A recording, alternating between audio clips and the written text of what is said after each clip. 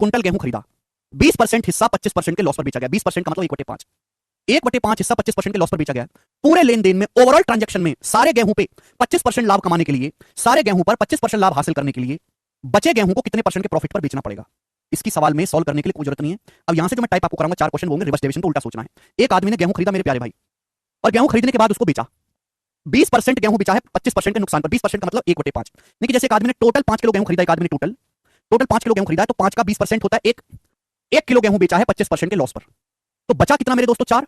5 kilo गेहूं एक आदमी ने जैसे खरीदा, तो 5 में से 1 किलो बेचा है 25% के नुकसान पर। बाकी बचा कितना फिर? 4। 5 में से घटेंगे 4। बोला है 4 किलो गेहूं को कितने परसेंट के प्रॉफिट पे बेचना चाहिए कि ओवरऑल पूरे लेन देन में हमको 25% का लाभ हो। पूरे लेन देन में हमको 25% का लाभ हो मेरे दोस्तों, ओवरऑल ट्रांजैक्शन में 25% का प्रॉफिट हो, होल ट्रांजैक्शन में। इस सवाल को करने के 2 तरीके हैं, मैं आपको दोनों तरीके बताऊंगा। पहला वेटेड एवरेज, दूसरा रिवर्स डेविएशन। देखो मेरे प्यारे भाई, यही ना सवाल है कि एक आदमी ने टोटल जैसे 5 किलो गेहूं खरीदा, तो 5 का 20%, 1 किलो गेहूं बेचा 25% के नुकसान पर। बाकी 4 को कितने परसेंट के प्रॉफिट पर बेचे, जैसे कि सारे सामान पर 25% का लाभ हो। पहला वेटेड एवरेज वाला तरीका। टोटल गेहूं कितने खरीदे आदमी ने? 1 और 4 5 किलो। टोटल गेहूं कितने खरीदे आदमी ने? ये 1 किलो, 4 किलो, 5 किलो। 5 किलो गेहूं पे 25% का प्रॉफिट चाहिए, तो 5 का 25% कितना होता है? 125। 125% आप बोलोगे हाँ जी सर, टोटल 125% का लाभ आना चाहिए टोटल। यहां 1 किलो गेहूं पे 25% का लॉस हुआ, या 1 किलो गेहूं पे 25% का लॉस हुआ मेरे दोस्तों, 1 किलो गेहूं पे। तो टोटल कितना आना चाहिए? 125। ये है माइनस का 25। एक का माइनस 25 क्या होता है? माइनस 25%।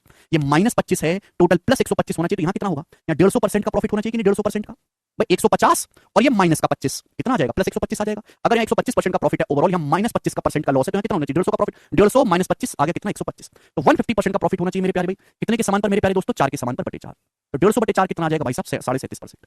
तो बचे गेहूं को 37.5% के लाभ पर बेचना चाहिए। सी ऑप्शन इस सवाल का आंसर हो जाएगा। ये सवाल को करने का पहला तरीका हो गया मेरे दोस्तों वेटेड एवरेज से। दूसरा तरीका है मेरे दोस्तों डेविएशन। डेविएशन मैंने आपको पढ़ाया है, अगर आपको थोड़ा सा भी ध्यान हो सुनो। ओवरऑल पूरे लेन देन में सारे गेहूं को बेचने से 25% का लाभ होना चाहिए। मुझे 25% पे बैलेंस करना है कहानी को। देखो 25% का प्रॉफिट कब होगा? 25% का प्रॉफिट कब होगा आदमी को? जब यहां भी 25% प्रॉफिट हो, 1 किलो पर भी और 4 किलो पर भी 25% प्रॉफिट हो, तो ओवरऑल भी 25% होगा कि नहीं होगा? भाई यहां भी 25% प्रॉफिट होना चाहिए था, यहां भी 25% ही प्रॉफिट होना चाहिए था, तो ओवरऑल भी आपको 25% ही प्रॉफिट होता, लेकिन यहां हुआ है 25% लॉस। हम ओवरऑल से क्या करते हैं? कंपेयर करते हैं। होना चाहिए था 25% प्रॉफिट, हुआ 25% लॉस। 25% लॉस कितना कम है? 50%। 25% प्रॉफिट होना चाहिए था, हुआ 25% लॉस कितना कम? 50%। 25 से माइनस 25 कितना कम है? 50%। तो 1 रुपए का 50% कम है। बैलेंस करने के लिए 50% एक्स्ट्रा कर देंगे। बैलेंस करने के लिए यहां पर 50% एक्स्ट्रा कर देंगे।